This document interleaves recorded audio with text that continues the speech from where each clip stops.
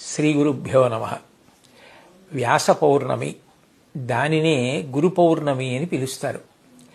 వ్యాసుడు అంటే యథార్థానికి ఒక పదవి. వ్యాసుడిగా వచ్చి ఆ పదవిలో కూర్చునే వ్యక్తి సాక్షాత్ నారాయణుడే. అందుకే వ్యాసో నారాయణ స్వయం అంటారు. వ్యాస పదవిలోకి వచ్చి కూర్చునేటటువంటి నారాయణుడు ప్రతి యుగంలో ఆయా వ్యక్తుల యొక్క ఆయుర్దాయాన్ని దృష్టిలో పెట్టుకుని వేద విభాగం చేస్తూ ఉంటాడు. కలియుగంలో ఎంతో గొప్పగా జీవిస్తే 100 సంవత్సరములు ఆయుర్దాయం. ఆ 100 సంవత్సరములలో కూడా జ్ఞాపక శక్తి ఉండేది, శరీర పటుత్వం ఉండేది తక్కువ. అందుకే మనిషి ఆయుర్దాయాన్ని దృష్టిలో పెట్టుకుని ధర్మానికి ప్రమాణమైనటువంటి వేదం చదువుకోవడానికి వీలుగా వేదాన్ని 4గా విభాగం చేసినవాడు వ్యాసుడు.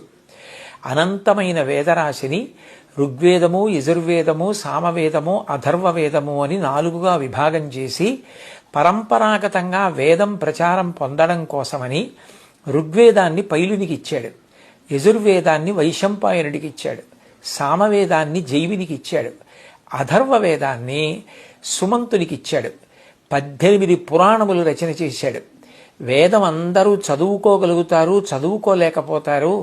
పౌరాణిక వాంగ్మయం అయితే ధర్మాన్ని అనుష్ఠించిన వాళ్ళు ఎంత ఉత్తమగతులు పొందారో భూతద్దంలో పెట్టి కథల రూపంలో చూపిస్తుంది. కాబట్టి అవగతం చేసుకోవడం తేలికవుతుందన్న ఉద్దేశ్యంతో 18 పురాణములను వ్యాస భగవానుడే ఇచ్చాడు. కాబట్టి ఆ 18 పురాణములు ప్రచారం చేయడం కోసం రోమహర్షణుడికి ఇచ్చాడు. ఇంతటి మహోపకారం చేసినటువంటి వాడు వ్యాస భగవానుడు.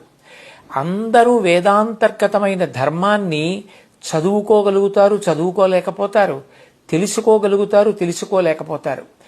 మనిషి మాత్రమే ధర్మాన్ని అనుష్ఠించగలడు. అటువంటి ధర్మం తెలియకపోతే మనిషి తరించే అవకాశం లేదు.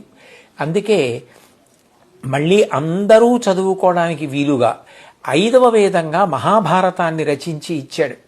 అందుకే ఈ వ్యాస పౌర్ణిమ నాడు వ్యాస భగవానుణ్ణి మనసులో స్మరించి అందరూ కూడా ఆయన చేసిన మహోపకారానికి తిరిగి ప్రత్యుపకారం చెయ్యగలిగిన వాళ్ళం కాదు కాబట్టి ఆయనని గురువుగా నమస్కారం చేస్తారు. అందుకని ఆ తిథికి వ్యాస పౌర్ణమి, వ్యాసుడు ఆవిర్భవించినటువంటి దినంగా ఆయనకి నమస్కారం చేస్తారు. నమోస్తుతే వ్యాస విశాల బుద్ధే పుల్లారవిందాయత పత్రనేత్ర ఏనత్వయా భరతతైలపూర్ణ ప్రజ్వాలితో జ్ఞానమయ ప్రదీప. సర్వసాధారణంగా ఈ శ్లోకాన్ని చెప్తుంటారు.